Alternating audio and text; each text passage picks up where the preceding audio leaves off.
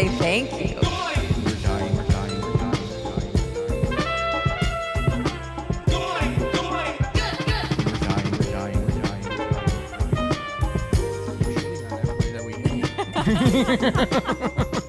And name names. Have you ever made a list of the folks in the scene? Only mentally. I've never written their names down. I only see them in my dreams every night.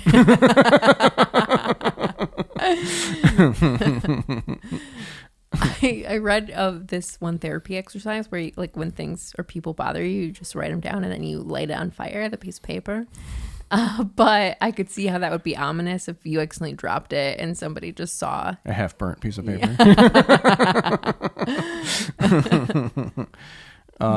Yeah, I don't know. I wish I could just not care, but that's impossible. And I really do believe that people who say that they don't care do. Mm-hmm. And I love how as soon as I hit record, my dogs start barking. They've been super quiet the whole time, and then as soon as that red button gets hit, they want to start barking. No, yeah, I'm actively trying not to care. And there are some days where I'm more successful with it than others. Yeah. But it is a constant exercise. Yeah. Well, I don't know. I struggle a lot with it. I mean, I have levels of it. It's if it's somebody that just kind of maybe did me wrong, but they actually are good, I can let go a little bit more just because I'm well, they are actually funny and good at comedy. Oh, I was going to be a good comedy or good person. Comedy. Good at comedy. I mean, of course, everybody I hate is a terrible person. Just lowest scum of the earth. But no, I can... No, I mean, I think if they're at least good at comedy or good at the thing that they're trying to do, I can overlook it a little bit. But I can't. If they're bad at what they're trying to do and they suck, then it just festers. I cannot let go. Because all I want to do is just tell them to their face that you suck. You suck. You're a bad person. Everybody hates you. Please just disappear and not be around anyone anymore. That's really what I want to just say to those people. But I can't. I think my list of who I want to say that to is pretty short, and I think the yeah 2 or 3 people yeah. that I Oh no! All right, technical difficulty before we even get started. All right, let's do one more clap. Ooh. 1, 2, 3. All right, back to the banter. We both have a personal vendetta against everyone, other than each other. If you are not Sam, I have a beef with you. If you are not me, Sam has a beef with you as well. Just know that. Just know that you have beef from what you're seeing on the screen. We hate you.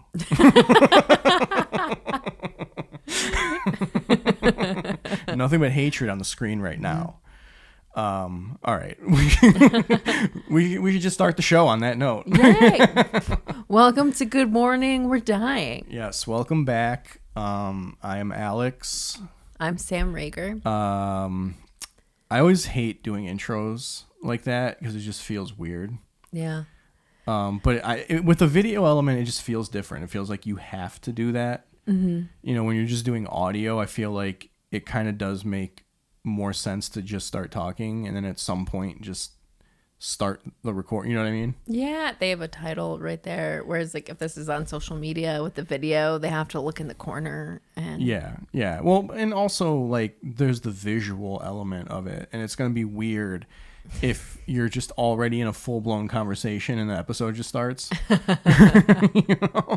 So I don't know, I feel like you have to be this is the start of the episode right now, Did you hear John Ruggiero give us a nice little shout out on Carl's podcast? Oh, I didn't actually. Yeah, he said that he really enjoyed our podcast. Oh, so far. Nice. Yeah. Well, thank you, John. Mm-hmm. You're the only one that is not Sam, that Sam does not have beef with. And Tommy or that Cook. I don't have beef with, and that you are not me, and that Sam does not have beef with. You're the only one. We have a good list. And that list is very short. Right now, it's one person. It's one person right now. So what have you been up to this past week? Not much. Just Cleveland, right? Oh, that was last weekend. Yeah. Yeah. Went to Cleveland. Wait, I talked about this on the last one, didn't I? So we recorded Friday night. So it was before. It was the night before. Oh, right. Okay. All right. I forgot about that. Yeah. So me and Brad Wenzel went to Cleveland. It was fun, shout out to Secret Society Comedy. Always put on great shows. It was a lot of fun. The early audience was a little bit tight. I don't think that they didn't enjoy the show. I think they just had Brad and I are not like super animated comics. We kind of just like tell our jokes. And so I think sometimes, for people that are not traditional comedy fans, it's hard for them to like kind of really get into it. So I got the sense that they were enjoying it and having fun, but I just wasn't getting like the big, like it was either a big laugh or it was nothing,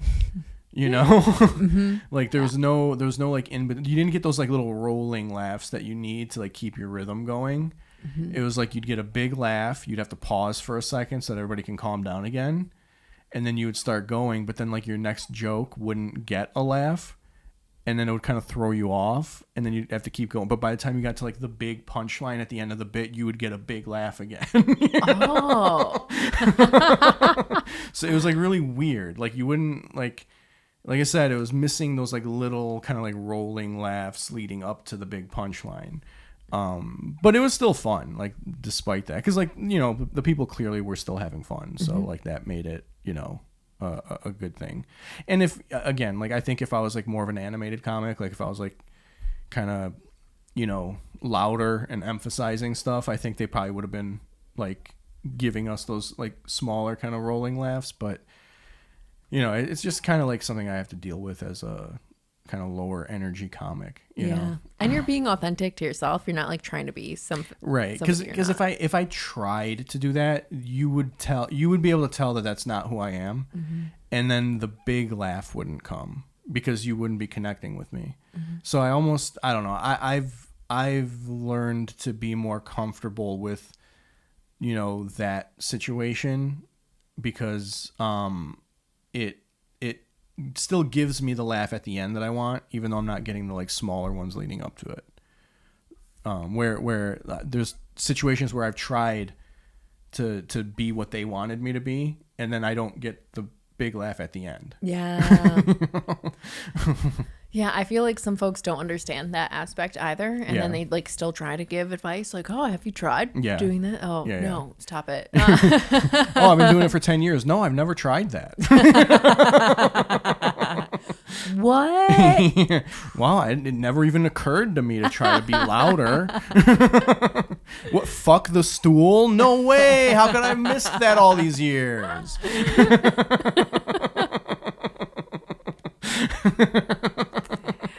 Oh, I've been doing it wrong for so long, and you were the only person to ever give me such great feedback. Yeah. But the apartment was super fun and poppin'. The apartment. It was a little. I was a little concerned during the warm up because, like, how they do like the warm up and all that. I love that warm up. There were some people that were like being very chatty during the warm up, and I was like a little bit worried about that because they were not getting the hint during the warm up to like, hey, like, stop. So I was a little worried about that, but by the time the show actually started, those people left. That's wild that they already left. Like, yeah, they just because like the what's his name, Connor, the guy that does the music.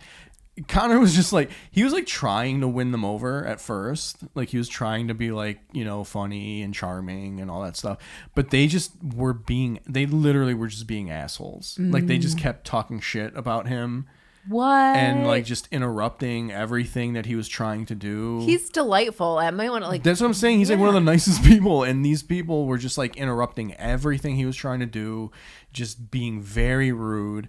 And he just got to a point where he just stopped trying with them, and very clearly was just giving them the same energy back. And I think that eventually got them to just leave.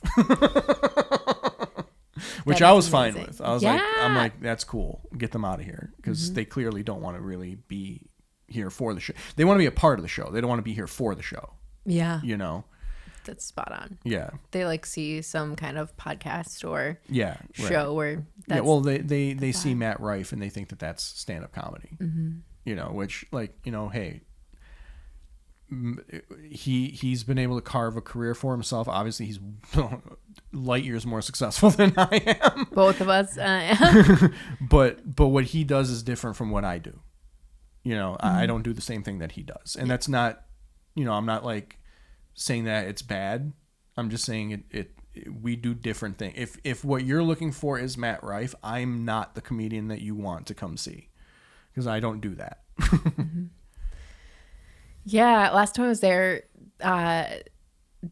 like Connor and David and Jeremy and Brian helped me out because I am terrible at crowd work. And there's this like one woman in the front row, and she just kept on giving these very long answers. And I'm not good at like cutting people off. Yeah. And like I wanted to like listen. So the rest of the audience was confused. Like, is this just a conversation happening? Yeah, I mean, I'm not a great crowd work person either. But I almost kind of think someone like that does help me be better.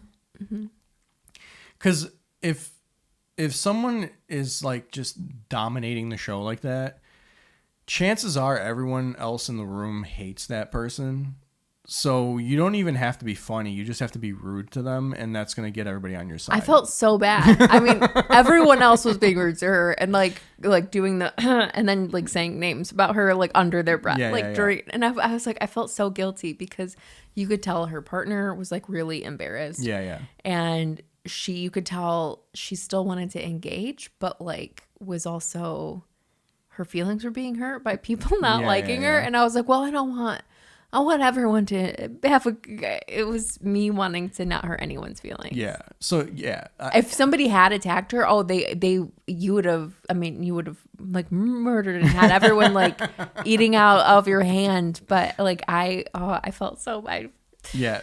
The harder situations for me are when they are just doing like the one word things, because that's my thing, and now you're stepping on my thing. We can't just be like snipering each other. Like that's not that doesn't work, you know. But like when you're giving me too much, I can just hit you with the one word quips, and that is actually like my strength. Like I am pretty good at just like the one word like shut you down kind of thing, but I'm not good at like the take like a tidbit of information you gave me and just run. Like I can't do that. I'm not like I'm not like quick enough to do that. Like people that are good at that are people who can pull like references just easily. You know, they can just pull all kinds of pop culture references and chain them together and make sense. And like I feel like those are the people who can take like that little nugget and just turn it into like 5 minutes of them just going. Oh, that's such an envious. Like I envy that skill so much. And I can't do that. I can't just take that little nugget of information that you gave me and just turn it into a bit basically on the spot. I can hit you with little like one-liners and like little quips. Like I'm good at that, but like that's the most I can do. It's more than I can do. That's why I try to incorporate questions into my stand-up. Yeah. Like, oh, this, or do you know who that is, or who is this? Yeah. Because in my head, I'm fooling the audience and thinking that I'm doing crowd work. Yeah. They get to feel like they're a part of it, and I hope that they don't really talk during the rest of my set. Yeah. But no, yeah, I mean, once those people during the warm up left, like it was great. Like people, I think they were a little bit tired just because the show was very late, but like they were, you know, like they were paying attention, like they were there, you know.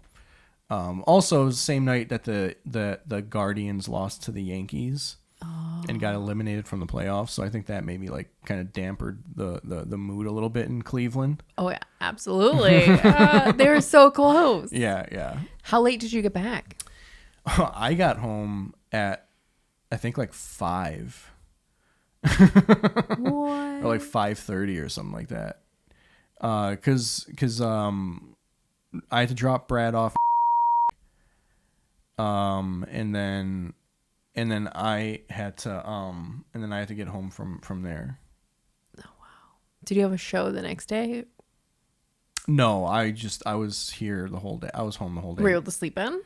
The thing is, like, I really can't sleep in that situation. Like, I slept, honestly, I think I was asleep by like 6, and then I was awake by like 9. What? Are you a nap taker? Yeah, I can definitely take a nap, but I had stuff to do that day, so I was like fine. I was fine the entire day until we sat down to record the Burt Selleck podcast. And then halfway through that recording, I was done. I crashed. I couldn't. I just was sitting there just listening to the other 3. Yeah, I totally crashed out halfway through us recording that show.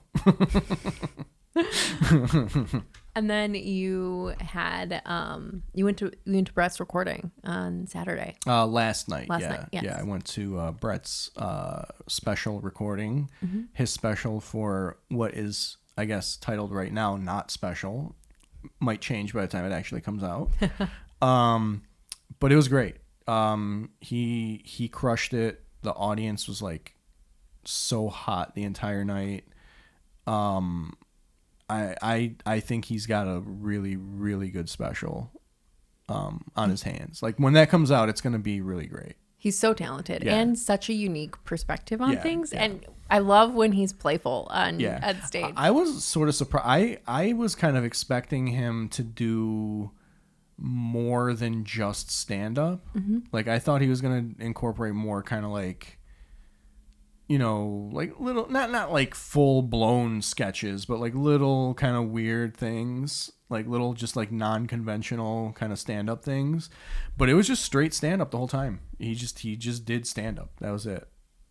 Which is not a bad thing. I mean, it was great. Yeah. It was great. It's just, I just know Brett likes to like push things. He doesn't like things to just be like what everyone is expecting them to be. Mm-hmm. And so I was expecting like a few little wrinkles, but they're so he pulled it out again. You were expecting exactly. that, and then yeah, exactly. He got me again.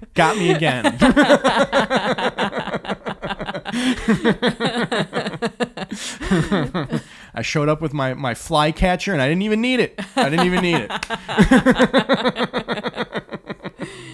He's just so good. Yeah. Keeping me on my toes, that guy, always. But yeah.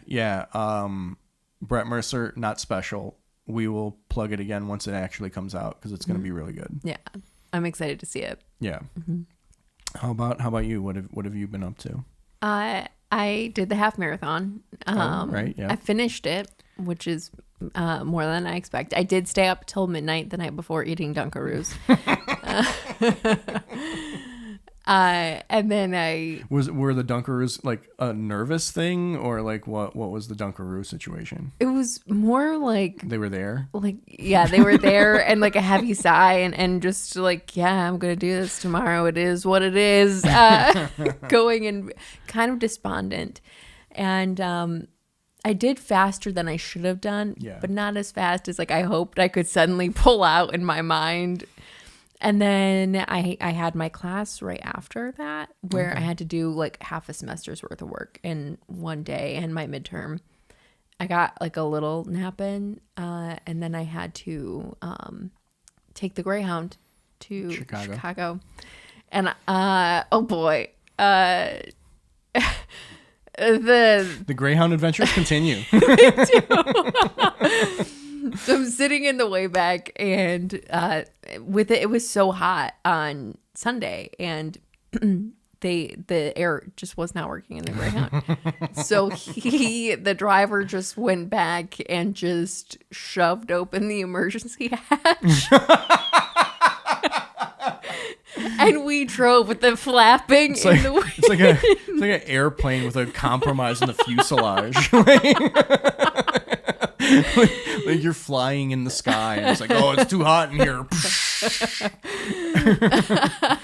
I think he did it out of spite because for the first 30 minutes we were in the bus dealing with the heat. Yeah. He was called every derogatory word you could hear from the back, including from the guy sitting next to me who was making his way to Wisconsin. He was originally from Florida, lived in Kentucky for a bit, and now going there. And he, for 4 of the 6 hours of the bus ride, was playing music on speakerphone and singing along with it, full Christ. volume. And I feel like this was karma for Take Me Home Country Roads.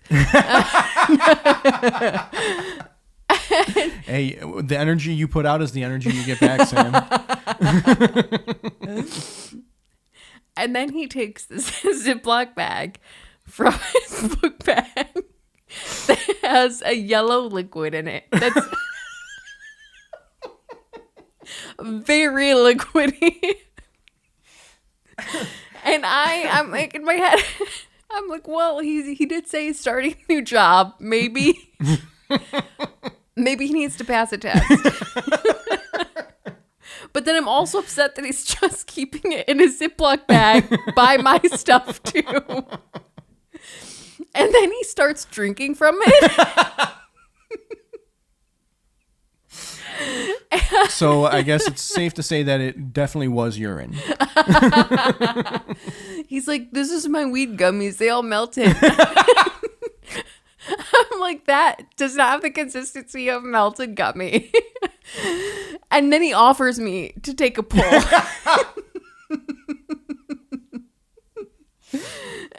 Oh my God. I did not want to slap the bag with him. Slap the Ziploc bag. And I was mistaking the Greyhound station in Chicago with the Union Station. And so he's like, what is the station there like? I was like, oh, it's beautiful, it's stunning, it's unlike any other Greyhound station you've ever been to. And you guys just pull up to like Chirac. Oh, it was in rough shape. Like there was like urine as every Greyhound station is. Even the nice ones are not in great shape. And then the class was fantastic. Oh my gosh. Like Chris Higgins already, even just one class in, an incredible teacher. Yeah. It was very interactive with the rest of the class. It was great getting to know a bunch of other people in there, new folks. And I'm very pumped for the weeks ahead. It did push me there. I went to more open mics this week than I probably would have. If I had not signed up for that, which already a win there.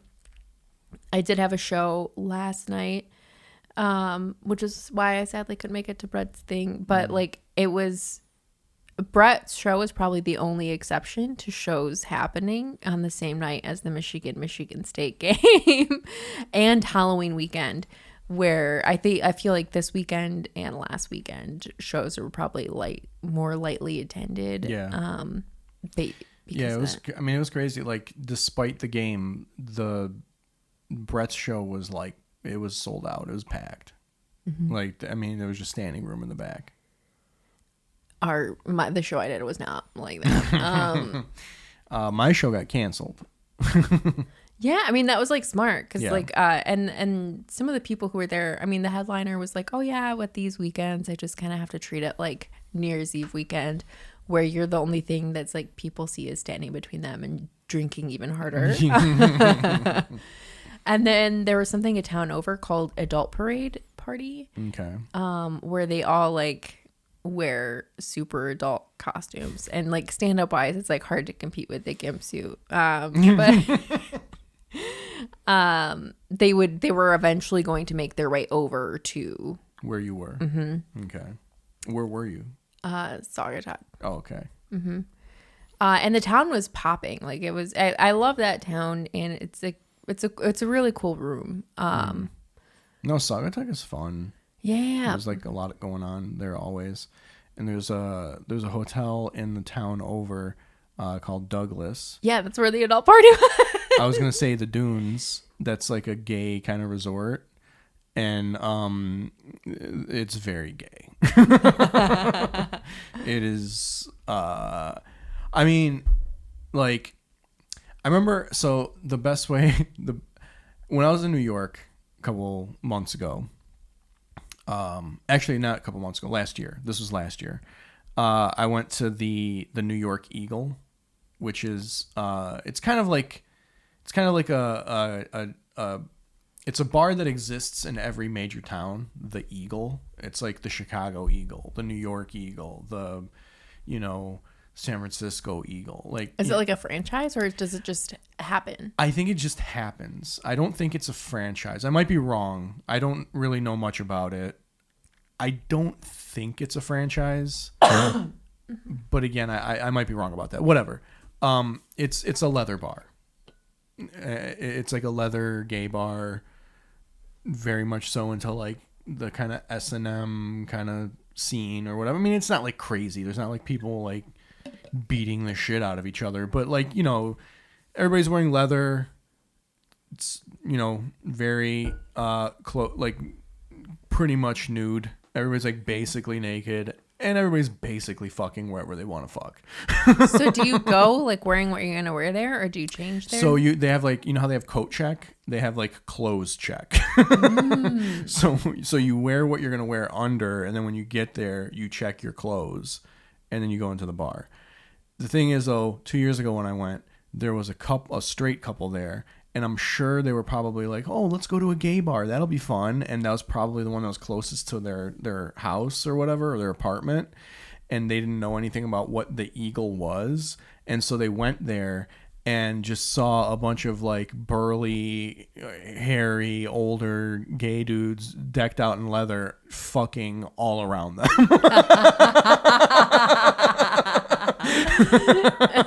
And I'm fairly certain that wasn't the gay bar experience they were looking for.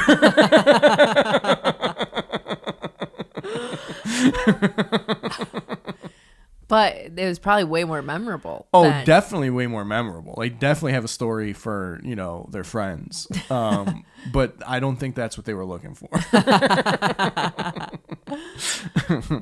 So did you go to the Chicago Eagle? I don't know if they have one. I think I just said Chicago. Just, Chicago definitely has leather bars. I don't know that they have an Eagle. New York has one. Detroit had one, and then it didn't have one, and now they're trying to like kind of resurrect it. What was it called? I can't remember the name. It was the Detroit Eagle. Oh, the Detroit Eagle? Yeah, that's what it was called. It exists again, but it's in a much smaller place, and it's kind of part of what is already a gay bar. The bar is called Menjo's. Oh. Yeah, and Menjo's been around forever. Menjo's, Yeah, Menjo's been around forever. And they just sort of started buying all the attached buildings on their block, and they finally like kind of own the whole block now. Heck yeah. And like the last piece that they bought is what they've now turned into the Detroit Eagle. I've never been there. Why not? Because quite frankly, I am a slut, and I would probably know way too many people from non-slut activity that would go there. So I cannot put that side of me out there in front of professionals. Wait, but wouldn't they be at the Eagle too? And wouldn't they be all strapped up? And yes, and that's fine for them.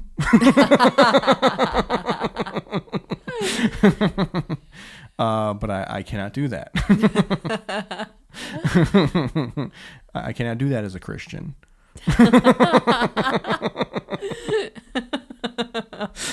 You could go and save so many people. But yeah, I haven't been there. I wasn't out yet when the old one still existed. I mean, I was, but it was like right at the beginning of being out, and I wasn't ready for that experience yet. I was still finding myself. You know? But yeah, I mean, I've been to the New York Eagle. That's the only Eagle that I've been to. I haven't really been to any of the other ones. How was the New York one? It's crazy. I mean, it's huge. It's like really big. There's like there's a patio up on the roof, and then there's like a second floor dance floor, and then like bar and dance floor on the second floor, and then on the main floor used to just be like a bar and like some pool tables, but they kind of opened up. They always had this like area like kind of across from the bar. Like if you're walking in, the bar is on your right hand side, and then they had this like large area that was always just kind of like closed off on the left hand side that they finally like did something with, and that now is like a huge dance floor with like a bar, and there's not a lot of dancing going on that dance floor. Let me just tell you that. So right when you walk in, can you see stuff? Or No, I mean, there's guys walking around. Like you'll probably see guys in like jock straps or whatever. But like, there's nothing. Like right when you walk in, there's no like nobody's like having sex or anything like that. It's not until you go into the main big room, and then it's just kind of like one corner of it. But eventually, as the night goes on, it ends up just being the whole dance floor.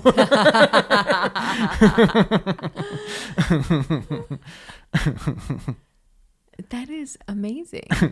Just the energy too, like to still have that late in the night. Yeah, no. I mean, when you leave that place at like 1 a.m., the line is still around the block to get in. Like every time I've gone like kind of early. I've gotten there about like 10. And I kind of just get in, like I just go right in at 10. It's pretty dead at 10, so you kind of just have to like hang out for like an hour or two, but then it like picks up like crazy. Like all of a sudden you blink your eye and it's just like madness. Are there any places like that you would never go to again? I mean, there's not a lot of places like that I've been. What about any bathhouses? Bathhouses? I mean, there's two of them. There's two of them in Indianapolis. I've only been to one. I haven't gone to the other one. There's one. It's called Club Indianapolis. It's like in downtown Indianapolis. That one's like decent. That one's like pretty good. It's small, but it's like fun. Then there's another one. It's actually like a couple blocks away from Black Circle. Convenient. Everything I've read about that place is just scary to me. Oh. So I've never been there, but I would imagine that would maybe be the one that like if I went there, like, okay, I did it. So do you want to experience that at least one time? I kind of do want to go there once just to like go there, but it's hard to convince myself to go there because like, I mean, I do get down to Indianapolis a few times a year, but it's not like I'm there all the time. So like when I'm down there, it's like I kind of just want to go to Club Indianapolis because I know I'm going to get there. A good time. Yeah. Are there any legendary ones that you've heard of but never visited but want to? Well, I kind of have visited. The big one is in Cleveland, actually. It's called Flex. That one is enormous. I went there. I was there like on a Sunday afternoon, so it was like kind of like chill. There weren't really like a lot of people there. There were like some people, but it wasn't like a crazy experience because it was an off day, you know. But it was kind of nice though, because like I got to like walk around and see the whole place because there just wasn't a lot going on, so I just had to like fill my time with something. And that place is huge. I mean, it is enormous. It has like a full-blown gym. Like if I lived in Cleveland, I would just get my gym membership there. Because I mean, it's just like full-blown gym. There's like 2 or 3 different dry saunas, and then their like steam room is like huge. It's like a maze. It's huge. Like you get lost in the steam room. It sounds dangerous. Well,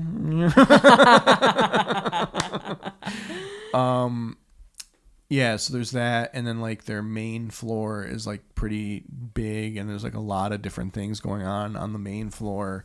like a lot of different types of like themed rooms and stuff like that. Like, I mean, it's huge. It's just an enormous What place. kind of themes?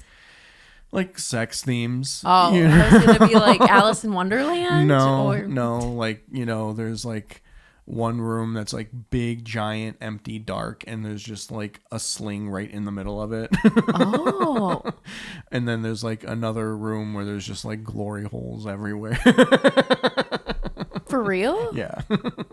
And so does somebody are there a bunch of people in the glory hole room, or there's one person in the glory hole room and a lot of stuff sticking in, like a lot of appendages sticking in? I mean, I would imagine that when it's busy, there's someone behind most of the holes and people coming in and out, Oh, wow. Do they have like workers Oh yeah. there Yeah. who are servicing? No. Oh. No. There's attendants that just keep the place clean. Mm-hmm. This episode is going to be so hard to like clip out for to have stuff that. Well, I'm trying to not be graphic. Get graphic, Alex. I am intrigued.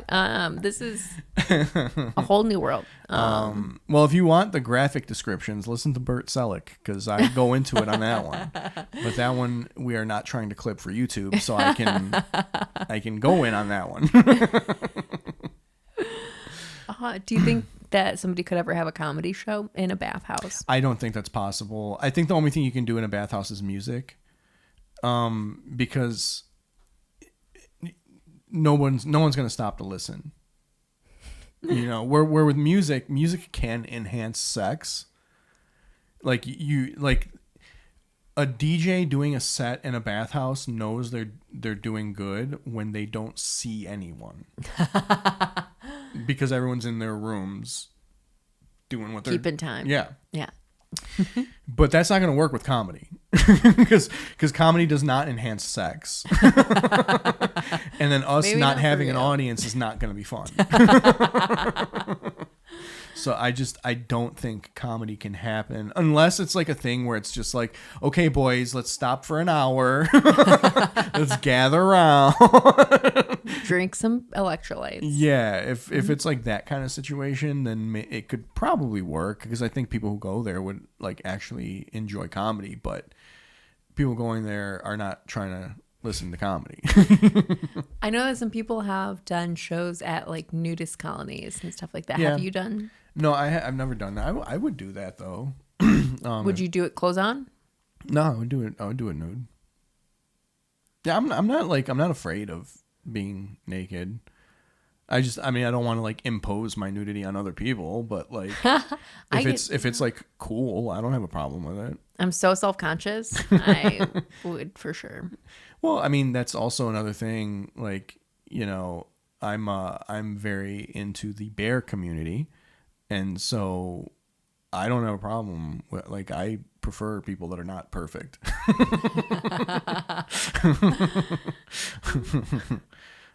So yeah, like I'm not afraid of nudity. I mean, I wouldn't want to put a video of myself on the internet or anything like that, but like, just doing crowd work. Yeah, yeah, but like a non-videoed,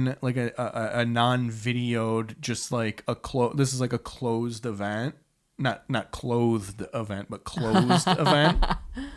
Yeah, like a closed event where like there's no video or anything or pictures or anything like that. Like even pictures, I don't know, I might not be that opposed to pictures, but I just wouldn't want video. Like I'm fine with that. I'm not like, I'm not afraid of that, Yeah, unrelated, but like kind of related. Like, have you ever had hemorrhoids before? Oh yeah. How do you know? I'm a gay man, of course. We don't like to admit that, but yeah, yes, we do. We deal with that. Like, how do you know if it's hemorrhoids and not something else? You can feel it. How? Well, I mean, the hemorrhoid is like kind of right at the front. I mean, there's two different spots where you can get them, but like they're more or less right at the front. So you can like feel it with your hand or feel it? No, you just feel where the sensation's coming from. Mm-hmm. And also, if it's like bright red, that's a hemorrhoid. Like you're bleeding? Yeah. Oh, okay. Yeah.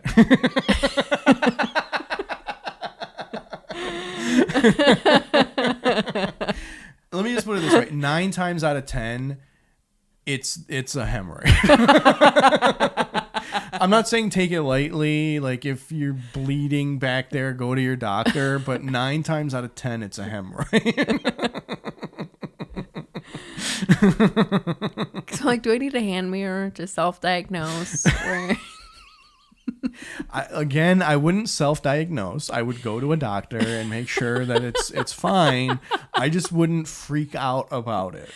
Maybe this is my punishment for my primary making me go back in for something that she already ordered is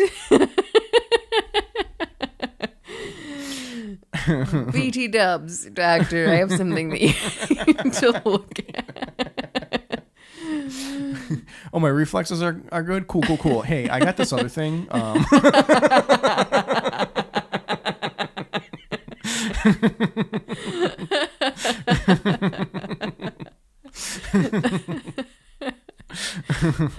Heart rate's going well. Oh yeah, like that's nice. But there's this thing I need you to check out. There's sensations that I cannot quite explain. Yay or nay. But yeah, I would say don't freak out, but definitely go see your doctor. Yeah, because I don't have bleeding. Yeah, but Yeah. there's just definitely something back there. Yeah, go to your doctor. I think you'll be fine. Because I don't want to Google image search.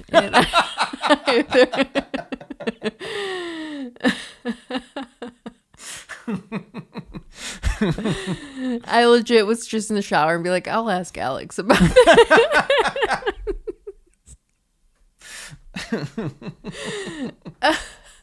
I can give you my recommendations off camera. If anyone is watching this and they're like, no, I need to know too, just put safe search on and Google it, I guess. I don't know. I am not a doctor. I don't want to tell you what to do. But I can tell you what I did. And I'll do that off camera. It's not gross. It's all medical, okay? But it's not gross, but it is gross. So I'm going to do it off camera. This is how we fight the medical system, Alex. We just make episodes where we put out what we're experiencing in hopes that the medical community is watching and then can give us advice without us having to jump through the hoops. Well, no, see, this is how we can like kind of game the system, right? Like, because like the big thing is disinformation right now. So if we just put out a bunch of disinformation, that's going to force the professionals to address that misinformation and give the right information. See how that works? We're playing 4D chess here. We're making them give away their secrets for free. Brilliant. Yeah. You know that you could have seen Twisters, the movie Twisters, in 4D? I didn't know that. How do you see a movie in 4D? I guess they had like wind and seats spinning and all of that. I That sounds awful. I don't want to be watching a movie about tornadoes and then be in a tornado. Do you want to have a flashback? I'm like watching the movie and it's in 3D and a cow flies by. I'm like, wow, it's so realistic. And it's an actual cow.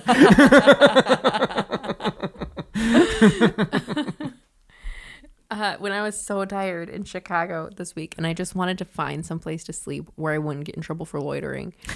And I was like, I'll just go to the movies. And brilliant idea. And I bought a ticket to see Pharrell Williams' biopic that was done completely with animated Lego characters. Well, that's the perfect movie to fall asleep to.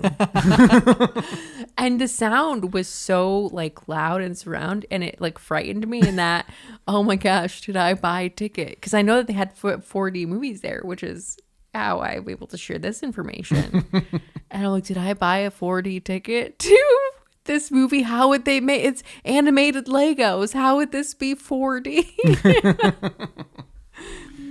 Oh, that's funny. I was the only one in the theater. Yeah. It sat like 300 people. That's so funny. Like, it's like movies should get the same thing that like comedy shows do. Like, you have to sell X amount of tickets for this movie to actually run. Yeah, you could tell they were so close to not playing it. And then I've never been into a movie theater this large before, but I picked the furthest up point, and then I could see an usher come in to like look around to see if anyone was even in there, and I was just I'm here. roll. Keep it rolling. I'm here. And they could like, there's some like walking back too to like peek in and stuff, Yeah. and all they see is me like spread out on this. It's like, it doesn't matter if I'm watching it or not. Yeah. Just play it. And then I almost missed my therapy appointment because of the time difference. So I had to run to the family restroom and take my therapy appointment from there. You're at Hotel MJR. I hear people knocking on the door, and I'm just like trying to make the uncomfortable parts of the therapy louder so they leave. I'm like, I'm trying not to They're knocking on the door and you're just making fart noises like, give me 1 minute. Don't have the chicken tenders. Giving me real problems right now. My poor therapist was like, are you in a space where he could do that? I'm like, yes, you're pushing through. So what's your therapist's podcast about you? I want to watch that podcast. She could have so much. She could have a lot. It would be good. Oh, that's so funny. Do you go to therapy? I did a long time ago, like when I was coming out and stuff like that. Do you want to go again? I've thought about it, but I don't know. I mean, I definitely have moments where I like probably feel a little depressed and probably feel like I need to talk to somebody, but it's never a prolonged feeling. You know, it's always just like a couple days, then I'm like fine after that. I think like the therapy that I have done is what helps me get through that. 'Cause I think I kind of like understand how to sort of refocus myself, you know? But that's, I mean, again, that's not to say that I don't go through periods. I mean, I definitely go through periods where I'm like feeling kind of depressed and like not like I'm not like doing enough or contributing anything or, you know, stuff like that. And then that'll make me like spiral and do less and contribute less and, you know, whatever. But like, I think I'm pretty good at like snapping myself out of it in a relatively short amount of time. Like I'm not, it's in the last 15 years, I think I can remember one period where it was like prolonged, where it was just like, I was just in like a funk and I just could not get out of it. And it was surprise, comedy related. But that was like kind of the only thing. And I think that was like pre-COVID. So it's been a long time since I've had that kind of feeling. But, yeah, I mean, again, not to make it sound like I don't have those feelings. I do, but I think I have done enough work for myself, to like kind of know how to navigate it, you know? Mm-hmm.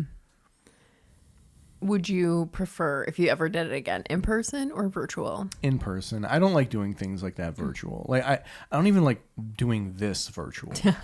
You know, like if I have to do this virtual, I will. But I feel like you just lose a lot in your interaction with people when it's, you know, on a camera, on a screen, which to me affects whatever it is you're doing, whether it's therapy, a podcast, whatever.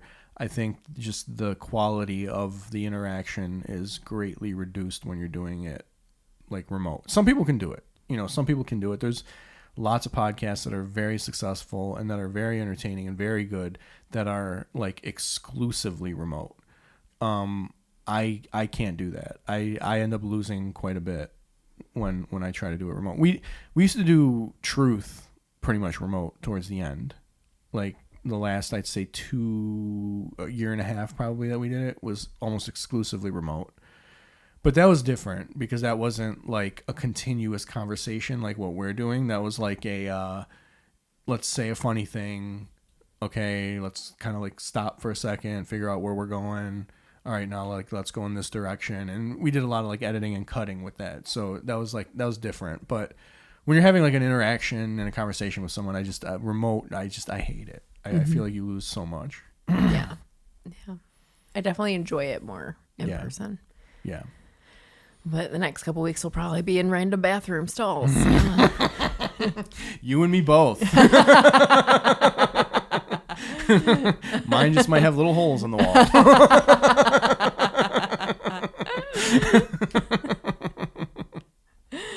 I forget. Oh, when you were telling the Greyhound story, I wish I could remember where I heard this. I don't remember if it was like a podcast or something I read or someone I was actually talking to, but someone mentioned something about being on a Greyhound and the Greyhound bathroom had a glory hole in it.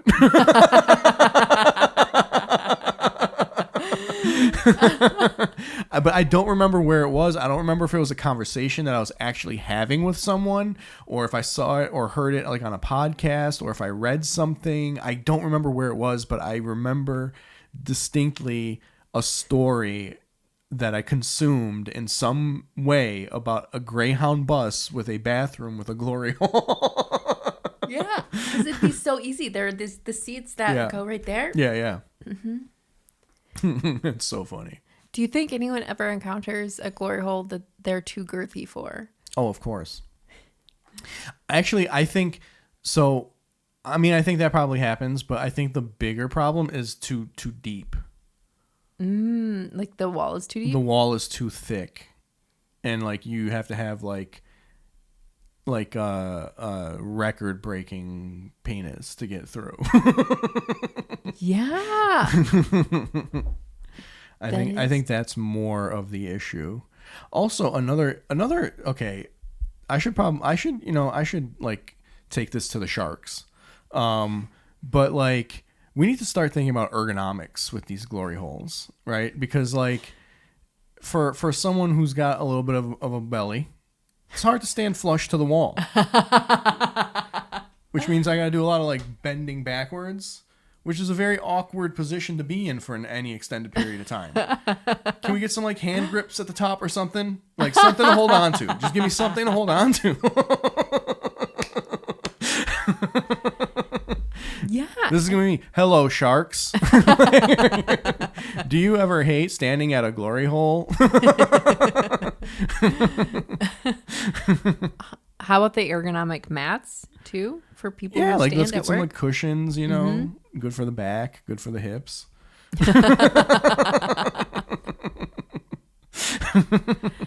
We can make it like it's an amazing like a Superman phone booth, but just like for glory hole stuff. Yeah, so yeah. it's like a little pod that has the arm plus the padded for standing on. Yeah. Do people wear shoes or barefoot? I mean, it depends on where you're at. Like, if you're talking about like an adult bookstore or something, there's probably wearing their shoes. Mm-hmm. If you're at a bathhouse, some are probably barefoot, some are probably wearing like shower shoes or something. Mm-hmm. Maybe like the foam, like the soundproof foam, almost like that to like lean against. I feel like that would be. But see, or would that add too much? So the problem is like someone like me who's got a little bit of padding, you know, you can't really lean forward because that pushes your hips away from the wall. You need to lean back, which means like you're kind of like in this weird like, you know, like that kind of position, which would help if there was something to hold on to so I could lean back, you know? Has somebody ever gotten tetanus from a glory hole? I'm sure they have. I'm not that I'm aware of. Do you think it'd be pretty easy to be like, yeah, that's where you got it from? If It was like ER? metal around it, yeah, but it's usually just like wood or plaster or something. Yeah. Safer. Yeah. Yeah, I don't know. For some reason, I thought metal, but yeah, wood or plaster makes way more sense. But yeah. This has been a very glory hole centric episode, I feel like. It's such a question that, or like it's such a mystery world. I've seen a lot of holes in things. Well, there's the episode of It's Always Sunny where they add a glory hole to the bathroom, and they think it's gonna like be fun, but they don't. But they weren't thinking that like, oh, it's in the men's room, so there's not gonna be any women in there.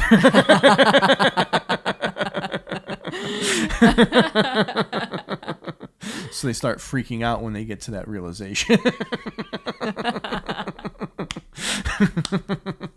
When were they invented? Ancient Greece, I don't know. The Greeks seem to have like figured out all the fun gay shit first. Yeah, I feel like they would want to look the people in the eyes, though. I feel like they wouldn't want to glory. I probably wants to Google it right now. Now that you mention it, I would assume that Greece didn't invent the glory hole because like the Puritans.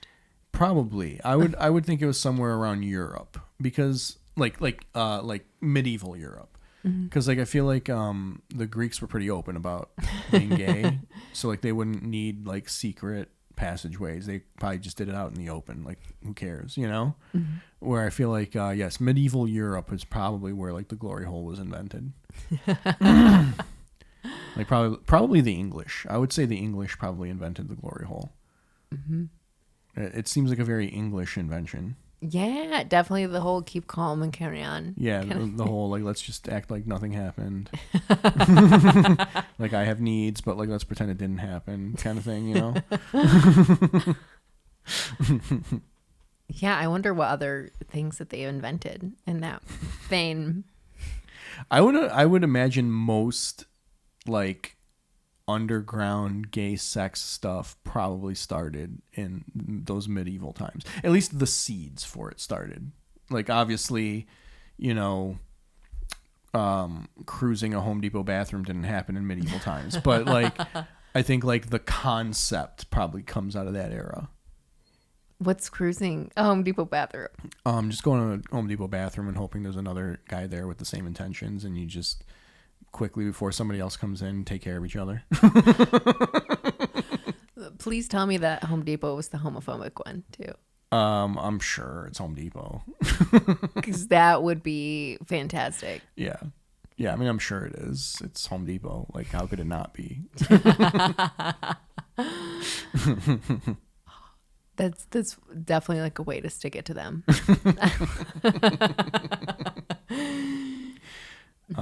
But yeah, that's just my theory. I might be wrong. Have you been able to re-up your prep? I should check it actually. I'm pretty sure I still have one more month's worth, but this means I need to like really get on that. Yeah, absolutely. Yeah. Call, because it takes forever too. Well, I mean, all it means if I run out is like I just have to be a lot more careful. I mean, that's all that means. It's not like detrimental or anything. I just have to go back to like the early 90s, you know? I don't understand it a lot. All I know is it's in medicine. Alex needs it.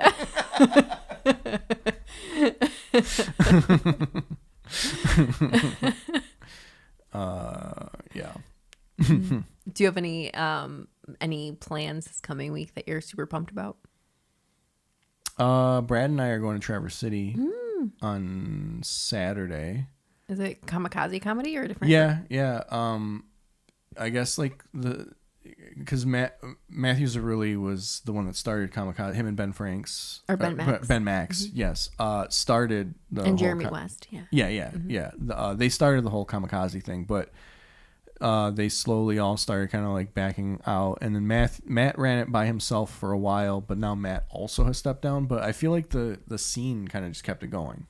Like the scene in Traverse City kind of picked up the mantle and kept the shows rolling, and they seem like they're still doing pretty great. So, because I feel like every few months I see them doing a show in like a new room up there somewhere.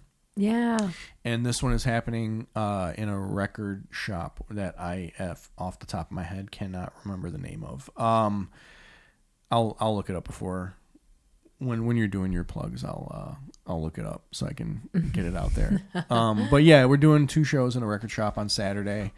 I'm like very pumped about it. I think it's gonna be a lot of fun. So, Yay, that's super exciting. How about life-wise? Life-wise, no, this week is gonna be pretty chill. There's not like a lot going on.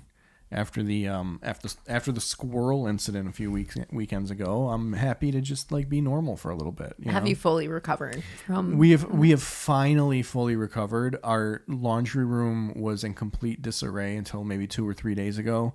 I was not able to do laundry all week because our dryer vent, we thought we replaced it, but it fell off. So then we had to wait for a professional to come and put it in, and they did not come very fast. But they finally did come here and replace it for us, and we are now back in order. I'm excited for that. Yeah. How long did it take you to realize that it was not connected? Oh no, it was very obvious that it wasn't connected. Like it was immediate. We're like, oh, this didn't work. Any city skylines in your future? I've actually kind of been getting back into Death Stranding. Was it the loud metal one? Was it the loud metal one that scared them? Yeah. That's a warning to keep it away. Yeah. You want to stay away from these sounds? You want to stay away from these sounds? Stay away from this house. How about you? Do you have any exciting stuff coming up? Any more marathons? Which, by the way, the marathons, I said this to Keith, and he kind of just shook his head at me, but I feel like the marathon day is to hospitals what the Super Bowl is to pizzerias.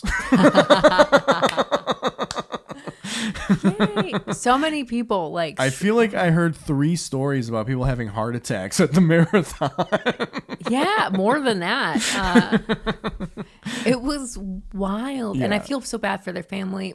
Only one of them did not make it. Yeah. But there were a lot. So many stories where I'm like, oh, I think I read this. Oh, nope, this is a different one. Yeah, different mile marker. I felt like I was seeing that. It's like, that's like the hospital's busy day, right? Like that's crazy.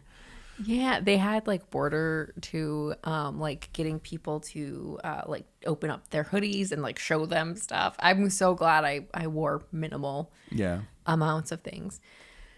I will say though, so Detroit is cool because you get to run the underwater mile, you get to run over the Ambassador Bridge. It has those really cool aspects, but in terms of like energy, I know people are gonna hate me for saying this, but the Flying Pig in Cincinnati was like had way more people coming out to support. And they have way more sponsors who are in charge of the hydration stations. And so you don't really go more than a block without like a huge group of people cheering you on, where there was like several ares with Detroit. See, this just brings me back to like my theory about Michigan in general. I feel like our events like that are just so less attended and publicized because we're just surrounded by water. Like when you're talking about Cincinnati, you can get to Cincinnati from literally every direction. Yeah. To get to Detroit, you have to come from the south. Like if you're coming from the north, you're coming from way north. You know, it's not like boom, you're there. You have to go through like the upper peninsula, you got to come through all of the lower peninsula, and then you're in Detroit. The only way to like easily and quickly get there is from the south, where like every single state, you can get to it from every direction. And so I feel like more people are going to go to some of these events in other states than they are here because it's just easier to get to it. Yeah. You know? And like in terms of attendees, this is the first year that the Detroit has sold out in a long, long time. And so it had like 20,000 runners, like a wild amount of runners. And 5,000 people watch. That's what it felt like. Whereas, the Cincinnati one, it felt like, way more. And like you said, it's like it's significantly easier for them to get there. See, like Michigan needs to, it's never going to happen because of the auto industry, but Michigan needs to get its public transit together because of what I just said, because we're completely surrounded by water. It's not easy for people to come in from like Wisconsin or from Canada or, you know, wherever else, like New York, the state of New York is not that far away, but it becomes far away because you have to go all the way south, come all the way west, then come all the way back north.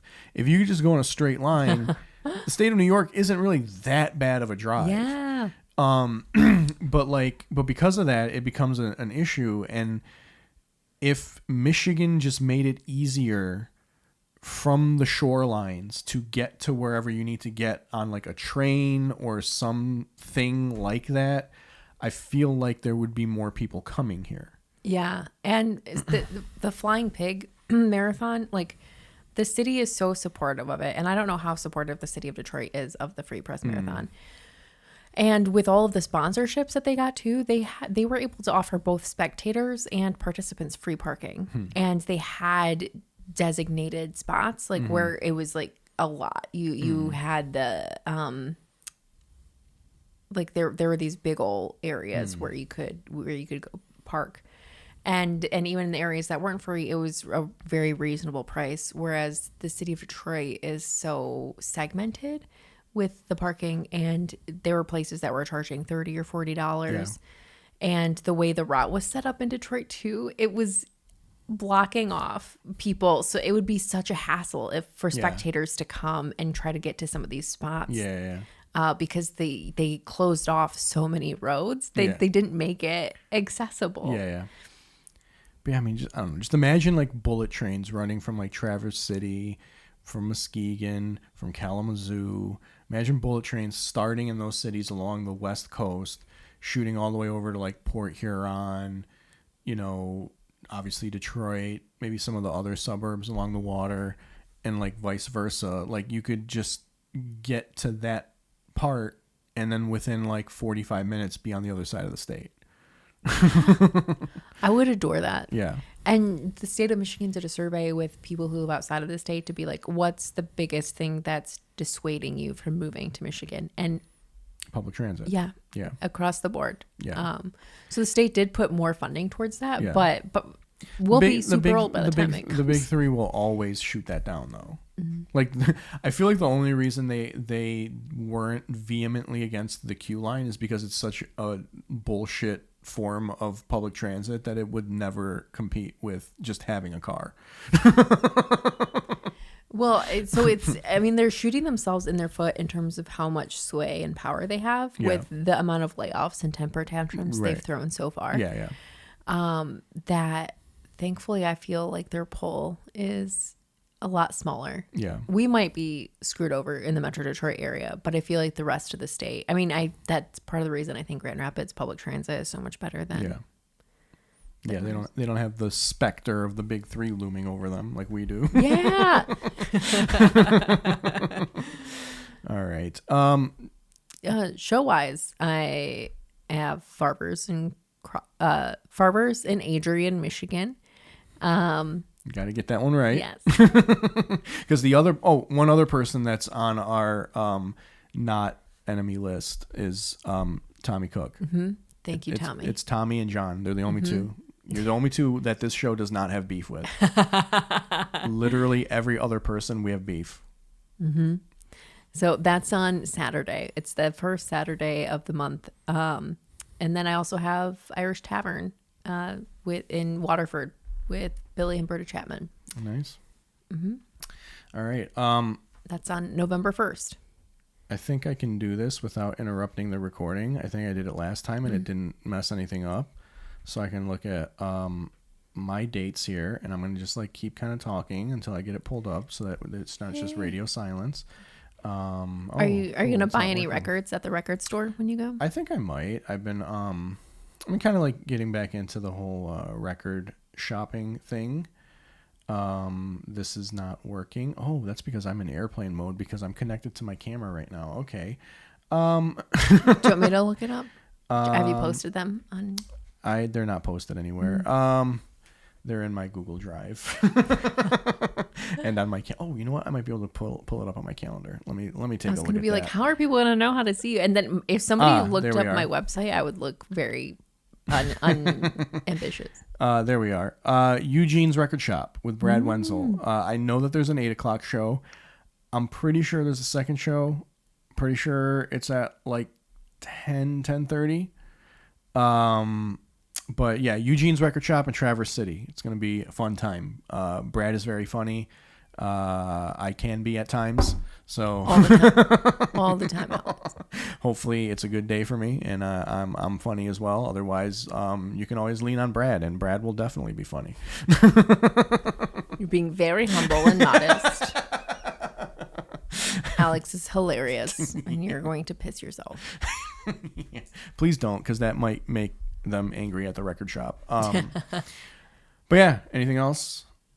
No, I mean, I'll have more shows to plug later. And hopefully we'll both have a ton more shows for yes, December. I am gearing up here next weekend to get back into my whole groove of like annoying people for spots, because I have not been doing that for the past few months. And it shows. It's showing that I have not been annoying people for spots. So you've been very busy though, to be fair. Yeah, I have, but a lot of chipmunks. You know, Alvin, Simon, Theodore, they won't leave me alone. I need to become more of a Dave, you know? Got him. Crack that chipmunk whip. All right. Thank you for watching. Don't think this means the beef is over, because it is not. We will talk to you next week.